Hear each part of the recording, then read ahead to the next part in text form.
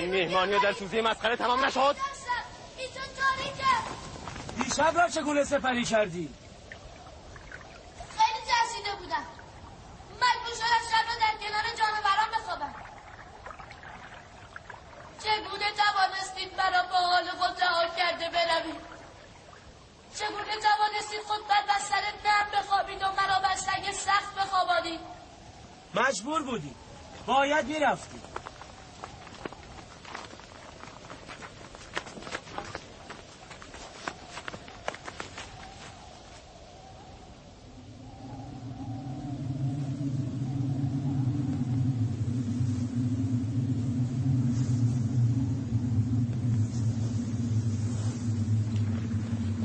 شمون یهودا آن چیست؟ طوفان است. باید در جای پناه بگیریم. طوفان داوی بس است. طوفان باید پناه بگیریم. ما مجبوریم برویم. طوفان آغاز شده است. من باز نزدتو باز میکردم. نگران نباش.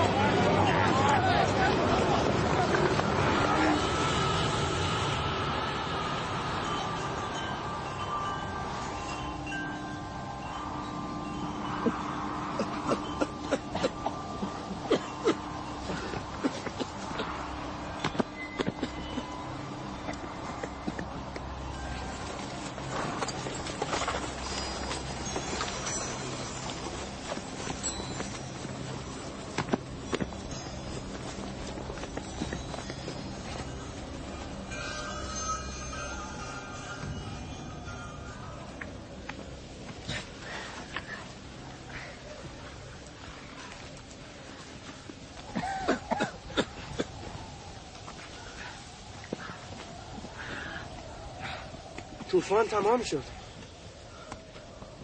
این چه طوفانی بود؟ عجب طوفان سهمگینی بود.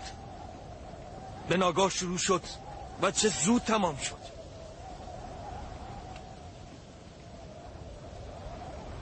اینجا کجاست ولی؟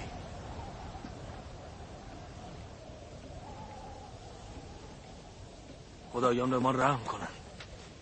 راه را گم کردیم. گویا این طوفان مأمور گمراه کردن ما بود.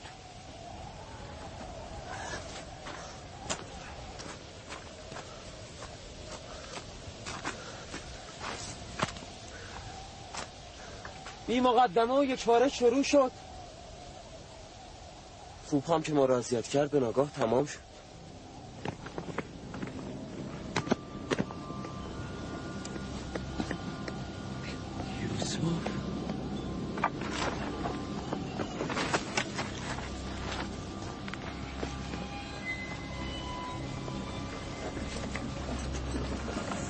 حال چه کنی؟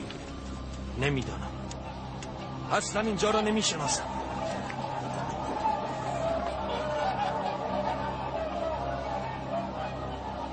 طوفان تمام شد. نترس، من اینجا من هستم. میترسم. اینجا تاریک است. منو بیرون بیاورید. نمیتوانم. حرکت این پرندگان شاید نشانه‌ای باشه. از این سو حرکت میکنیم. حرکت میکنم. از این سو. همه سوار شود. از کجا میدانید که راه را درست میروید؟ بالاخره باید از سوی رفت. من به خدای جدم ابراهیم توکل کردم. امیدوارم که راه را پیدا کنیم. و اگر هم پیدا نکردیم تشنگی همه را از پای خواهد انداخت. ببین چه مقدار آب داریم خلیل. خیلی کم. نیمی از یک میشه. ببینید هر کس تشنه است به او آب بدهید. تشنگی خودمان چه؟ اگر آب تمام شود مرگمان حتمی است. مرگ با هم، زندگی نیست با هم. اگر آب هست برای همه، اگر نیست برای هیچ کس. این درست نیست که در این موقعیت تو تنها به فکر خیش باشی.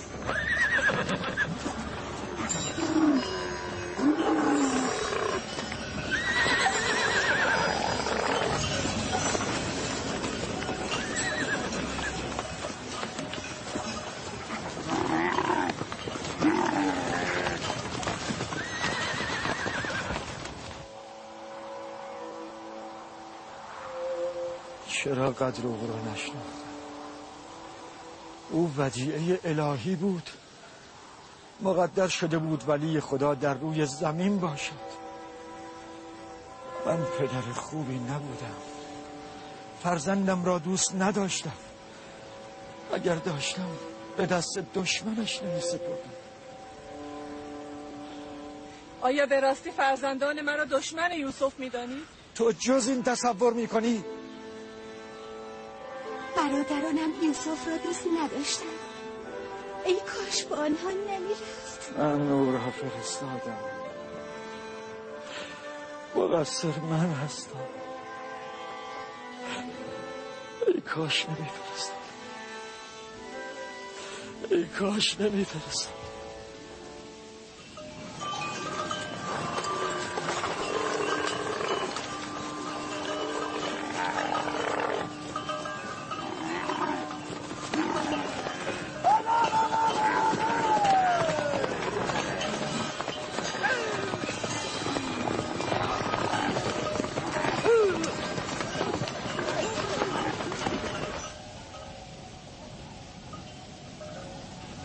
صبر کن ببینم این صدای چیست؟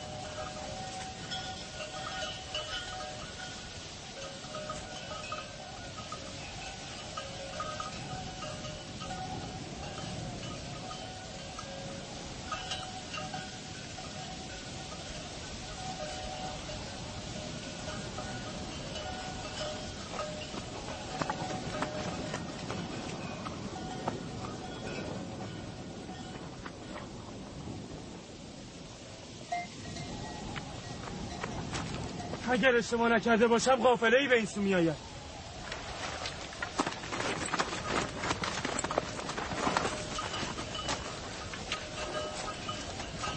کاملا درست است.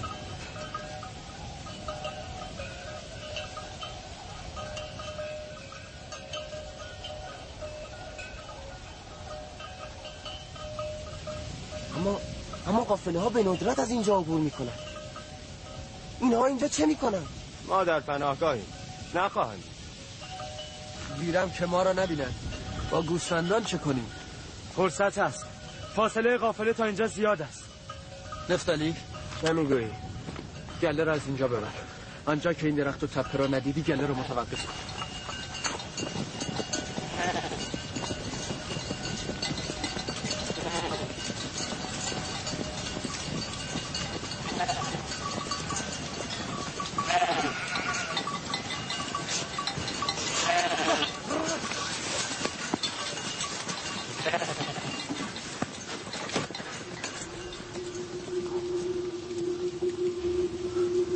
خب دیگر گله را نخور.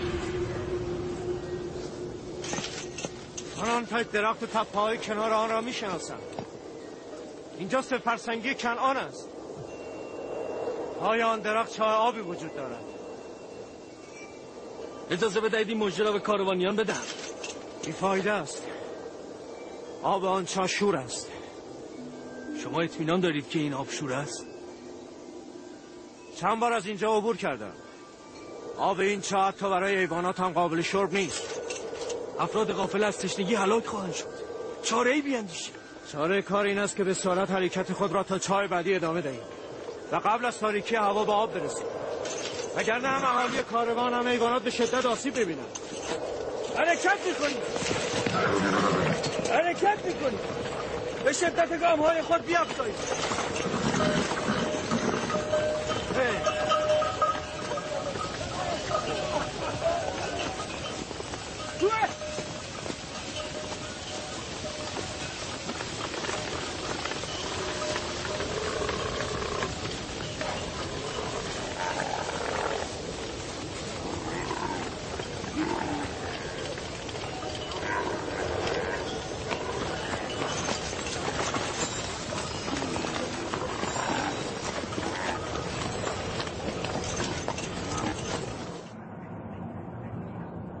خدای مهربانم، اگرچه برادرانم به من ستم کردن، در عوض میدانم که تو با من مهربانی. مرا از قعر این چاه نجات بده. با تو عهد میکنم که اگر نجات یابم در همه عمر جز برای تو بندگی نکنم و همیشه از فرمان تو اطاعت کنم.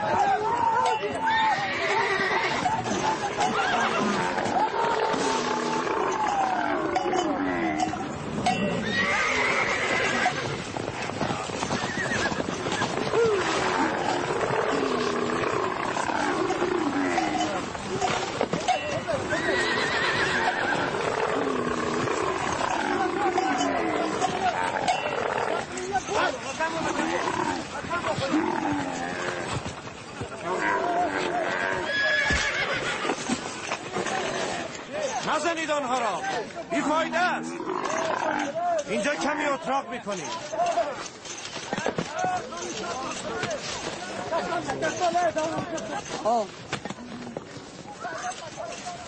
این چه سری است؟ بوی آب به مشامشان خورده. حیوان که نمیفهمد آب این چاه شور است. اصلا نمیفهمم چه اتفاقی افتاده. این حیوانات را چه شده؟ آب آب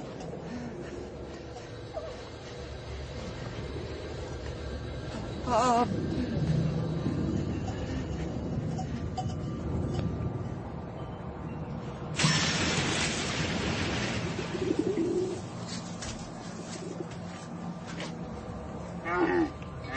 آب دارد. شنیدی؟ چه فایده وقتی شور است؟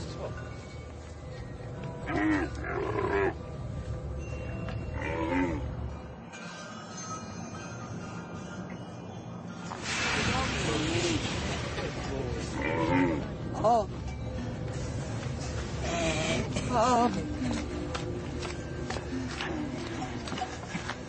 آب این چاه اصلا قابل خوردن نیست. این پیرمرد به شدت بیمار است و تشنه. صلاح میدانید قدری آب بکشید. شاید بعضی از حیوانات خوردند. بیهوده به خود زحمت ندهید. گفتم شور است. زیانی ندارد که. هر طور میل خودتان است. دل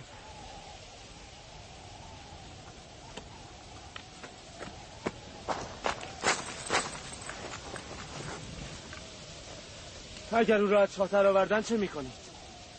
بهتر. مگر شما نمیخواستید کاروانیان او را بیابند و ببرند؟ یعنی بگذاریم برادرمان را همینطور ببرن؟ با تو موافقم.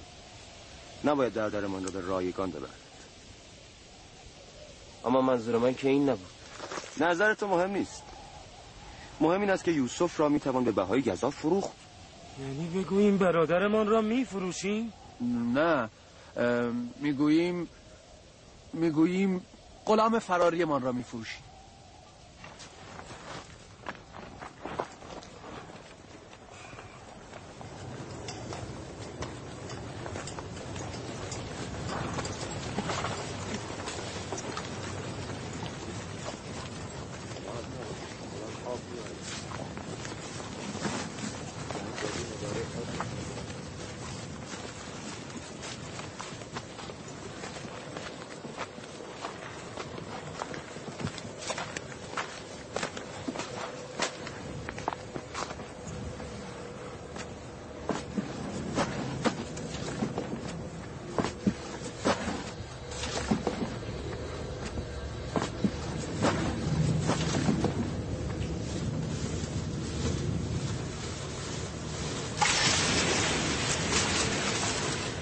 باریدن بالا خواهم رفت.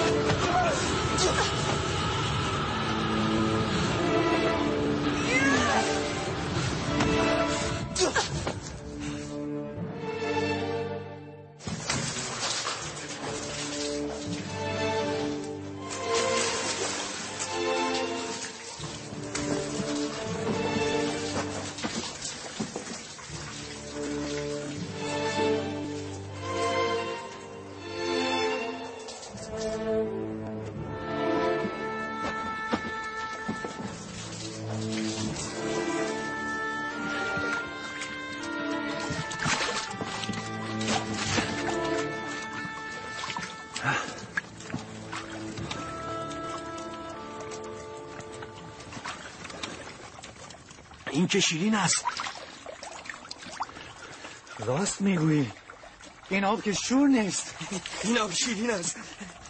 این آب شیرین است جناب مالک. آب شیرین است جناب مالک. آب شیرین است.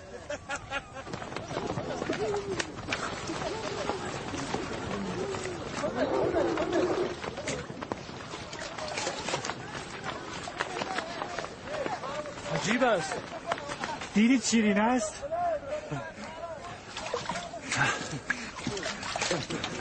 عجیب است. چه اتفاقی افتاده؟ من یقین دارم که قبلا آب این چاه شور بود. بیایید آب بنوشید.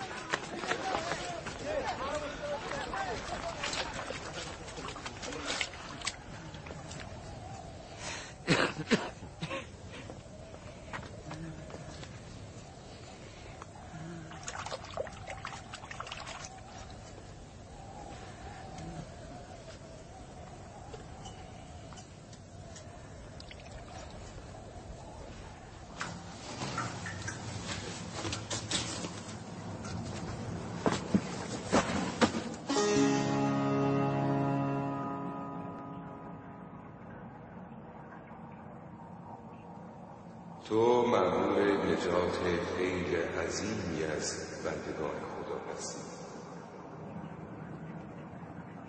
اینان مأمور نجات تو اند.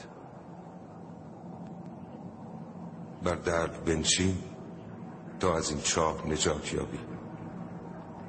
از چاه نجات یافتم نزد پدر میروم؟ نه، تو مأمور نجات خیل عظیمی از بندگان خدا هستی. با این کاروان به سرزمین دوری خواهی رفت. پس پدرم، من او را دوست دارم. او باید سالها فراق تو را تحمل کند. این اراده پروردگار یکتاست. نزد کاروانیان نام و نشان خود را انکار کن. هرچه از تو پرسیدند فقط بگو فرزند چاهم. ولی پدرم نمیتواند دوری مرا تحمل کند.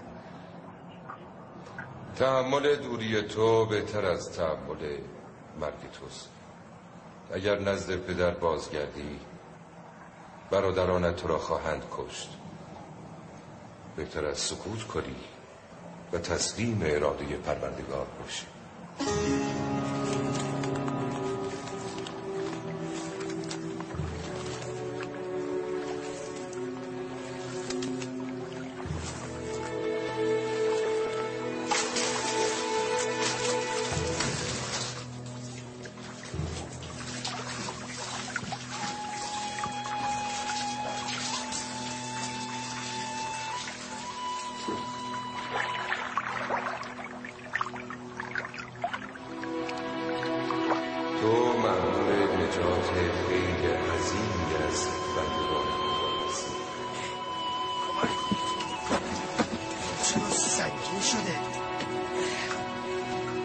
بکشید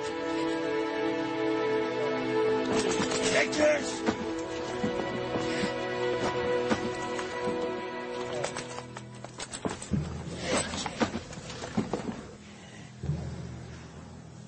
درون دلو کیست؟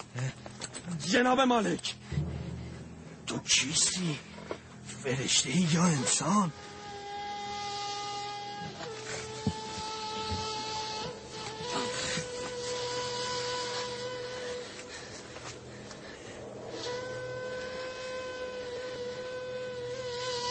تو اینجا چه میکنی پسر جان؟ تا کنون کودکی به این زیبایی ندیده بودم. تو درون چاه چه میکردی؟ به دنبال کسی میگردی؟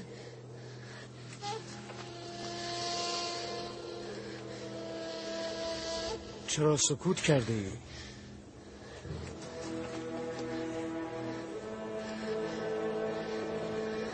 زبان ما را نمیدانی یا از ترس سخن نمیگویی؟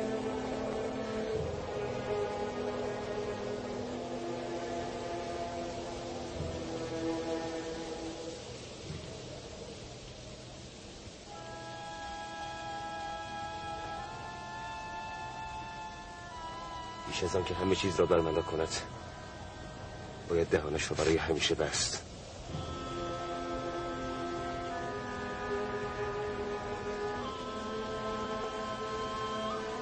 من از اهالی همین منطقه هستم. تردید ندارم که عبرانی است.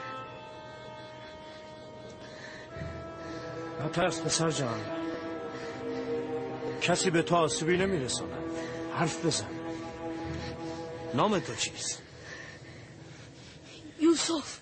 چه عجب، پس تو زبان هم داری. بگو ببینم، اهل کدام شهری؟ از کدام قبیله‌ای؟ فرزند کیستی؟ نمیگویم. نمیخواهم نزد آنان باز کردم. آنها میخواهم مرا بکشند. یعنی بستگان تو قصد جان تو را دارند؟ آنها مرا در اینجا انداختند. چاره چیست؟ در نهایت که باید بازگردی. مرا با خود ببرید. نمیخواهم به خانه بازگردم. پدر و مادرت چه میشوند؟ نه، نمیتوانم تو را با خود ببرم. پس اجازه دهید من از اینجا بروم، به جایی که مرا پیدا نکنند.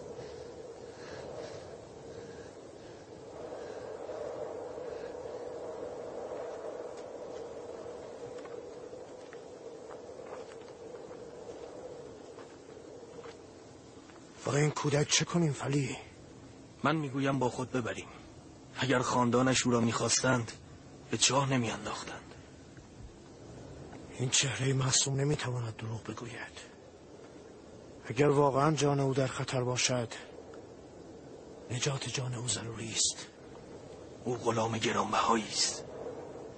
میدانید از فروش او چه درآمد سرشاری نصیب شما میشود. مرا بفروشید به عنوان برده، به عنوان غلام. من راضیم، فقط مرا از اینجا ببرید. این چهره یک برده نیست، ولی با این همه او را پنهان کنید با خود میبریم. اگر از اهل او به جستجو آمدن انکار کنید. اگر میخواهی تو را با خود ببریم باید سکوت کنی و درون یکی از آن صندوق‌ها پنهان شوی. موافقی؟ موافقم. هیچ یک از ما کودکی ندیده. دیده است؟ اصلا کدام کودک؟ کودکی ندیده ای؟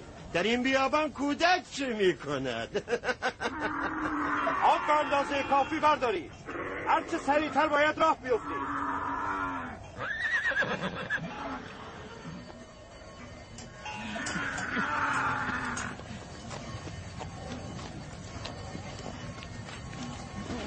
اینها کیستند؟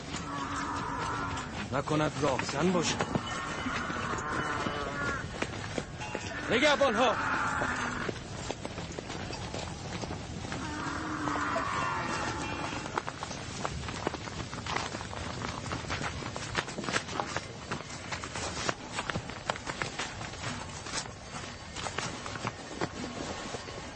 برده ما را به ما واگذارید. کدام برده؟ همان که از چاه بیرونش آوردید، همان کامپوش پنهان شده. برده شما درون چاه چه میکرد؟ او خود را به چاه کند، ما نینداختیم. چرا نجاتش ندادید؟ به دنبال تناب رفته بودیم برای نجات او که در هر حال اینک او برده ما و به هیچ عنوان. اگر خود نخواهد با شما همراه شود چه؟ او چون این حقی ندارد. برده مطیع اراده مولای خیش است. البته اگر بپذیرد که برده شماست. یعنی چه؟ اگر نپذیرد؟ شما را توان مقابله با افراد کاروان ما نیست. او را شما نخواهم داد. شما میتوانید از خود او جویا شوید. او خود خواهد گفت که برده ماست.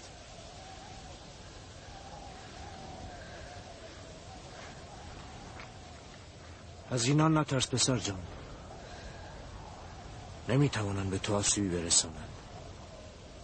بگو ببینم آیا تو غلام اینان هستی؟ دروغ گفتن رو به من نیاموختن.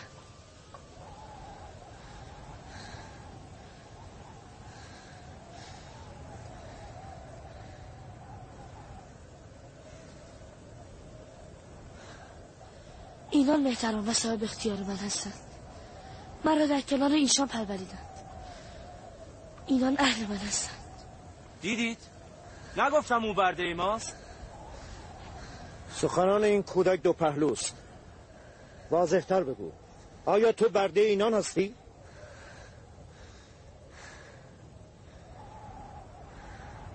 اینان مهتران و صاحب اختیار من هستند. من پاسخ مشخصی دریافت نکردم. می توانم یوسف را به شما باز نگردانم. ولی ما به زور هم که شده او را خواهیم گرفت. تردید نکنید که جان در سر این راه خواهید گذاشت. یقین بدانید تعداد کشته‌های شما کمتر از ما نخواهد بود. راستی شما به خاطر این برده گریزپای سر به هوا حاضرید بکشید یا کشته شوید؟ دست بردارید. گریه که به دست باز میشود به دندان چرا؟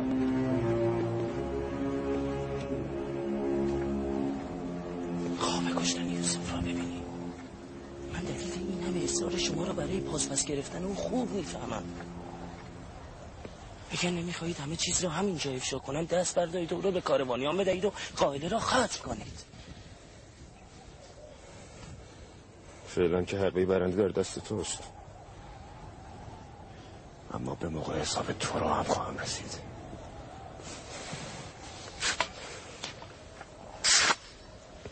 فکر نمی کنم به خاطر تصاحب این برده حاضر شوید چندی خون ریخته شود. با آن که در برده بودن یوسف تردید دارم، اما از آن گذشتم. میخوایی که با صاحبان خود بروی؟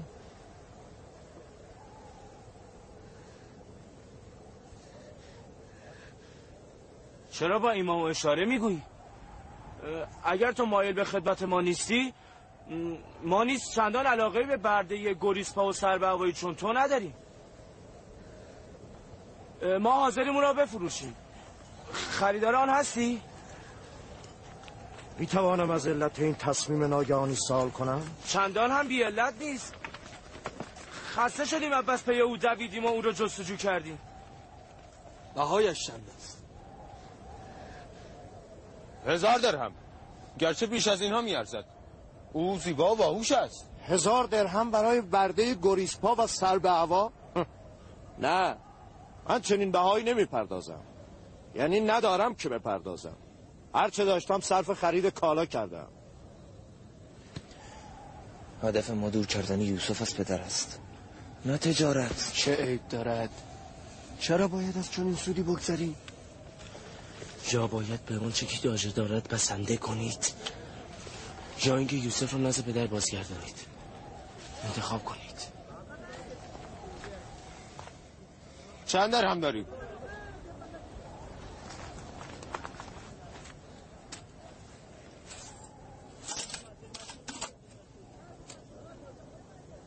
همه داشته من همین 18 سکه است. میدانم که برای یوسف کافی نیست. ما چشم طمع به قیمت یوسف ندوخته ایم. البته زهد ما افزونتر از آن است که چشم طمع به 30 مزر دنیا داشته باشیم. میبینید که به سادگی از سود کلان برده خود چشم‌پوشی کرده، به ثمنی اندک قناعت میکنیم. مطمئن باشین نیش و کنایه ها بی پاسخ نخواهد ماند. چه شد؟ برده تان را میفروشید یا نه؟ فروختیم از آن شما. اما چند شرط دارد. چه شرطی؟ اولا که بر او بند نهید تا فرار نکند. دوم به سرزمینی دور از اینجا ببرید تا هیچگاه نتواند بازگردد.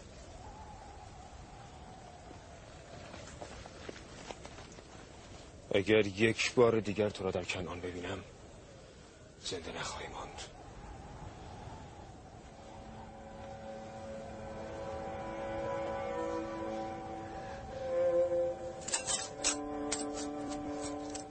در قبال خرید این برده باید سند داشته باشم، وگرنه کسی او را از من نمیخرد. مانعی نیست. فلی چرم و جوهر بیاور.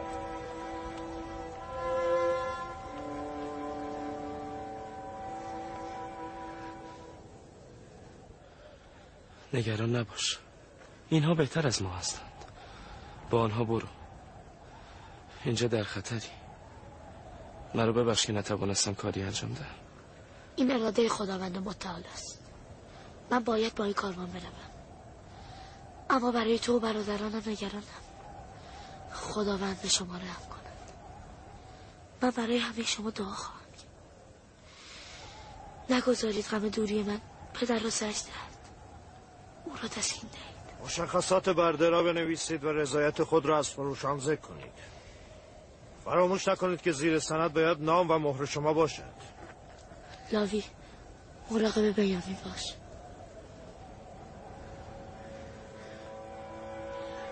میخواهم تو را ببوسم، اما اینها به ما شک خواهند کرد. مواظب خودت باش، خداوند همیشه با توست. خودت را به او بسپار، در آینده نیست چون گذشته تو را حفظ خواهد کرد.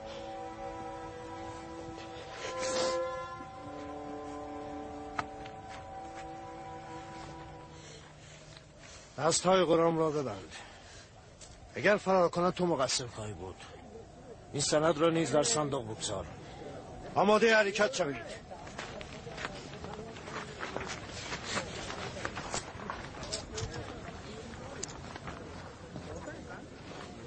برویم. صبر کنید، باید مطمئن شویم که رفتید.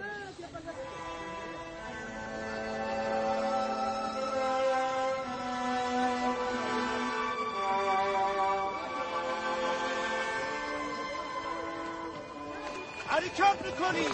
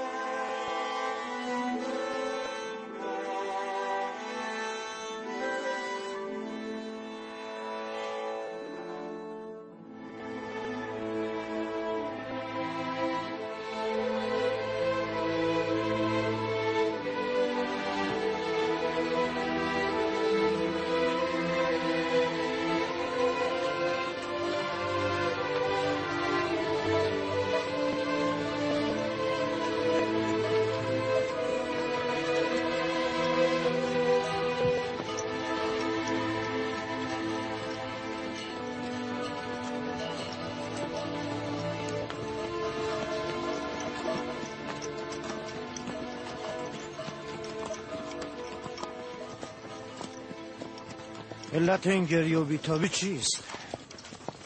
ای کاش میتوانستم با فروشندگان خود ودا کنم. هیچ یک ودا هم نشده. عجیب است. من در ایشان اثری از مهر نسبت به تو ندیدم و در تو نیز اثری جز وحشت از ایشان مشاهده نکردم. این چه رغبتی است که برای ودا با ایشان داری؟ اگرچه آنان از من نفرت دارند، اما من همه آنها را دوست دارم. گذشته هرچه بوده فراموش کن. از این پس تو برده منی و باید با این زندگی خوب کنی.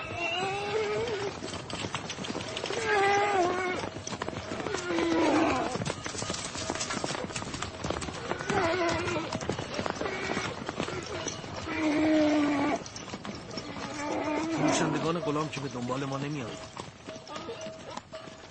نمیدانم چه نیرنگی در کار ایمان.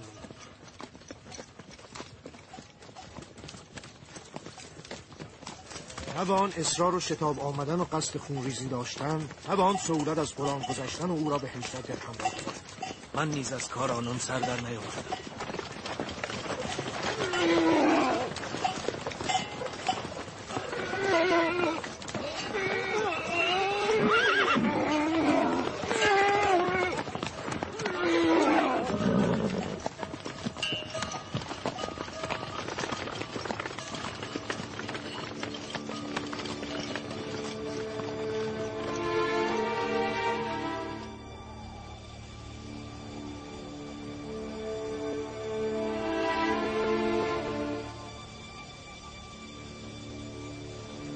احساس میکنم حال یوسف خوب نیست.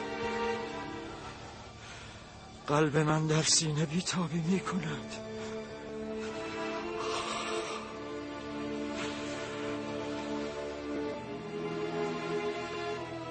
روز به انتها رسید و یعقوب همچنان منتظر است. اگر بچه ها از یوسف نشانه بیابند، یعقوب آرام خواهد شد.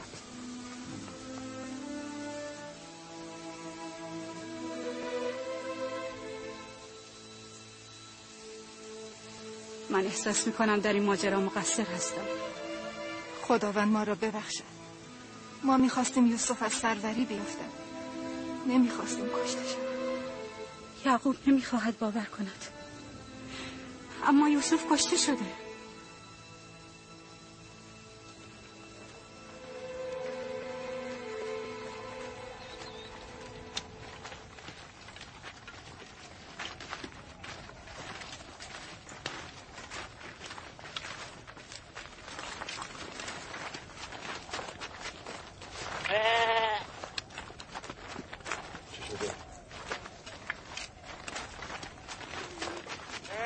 چه شده؟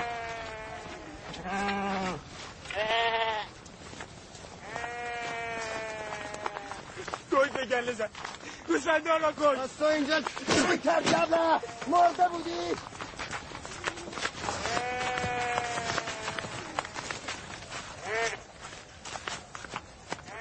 تعداد گرگان زیاد بود و من تنها بودم.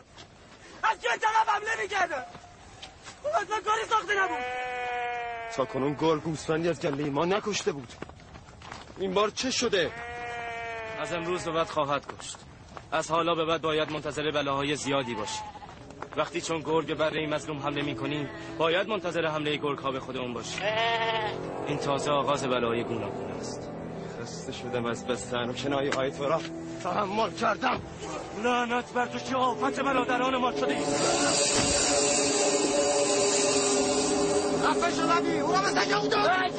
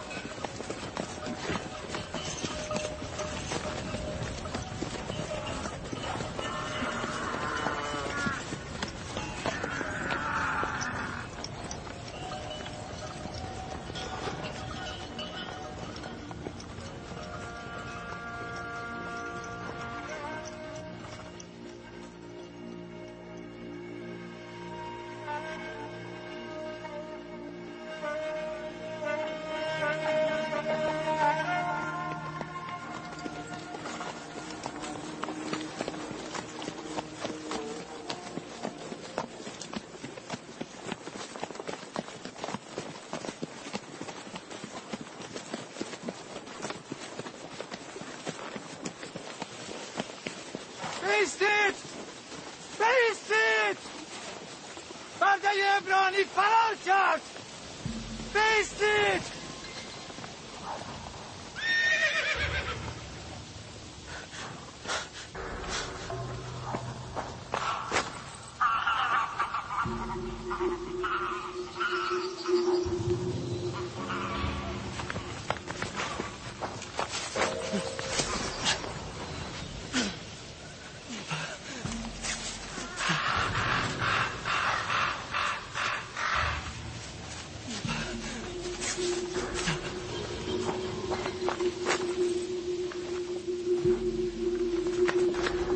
یوسف را ندیدی؟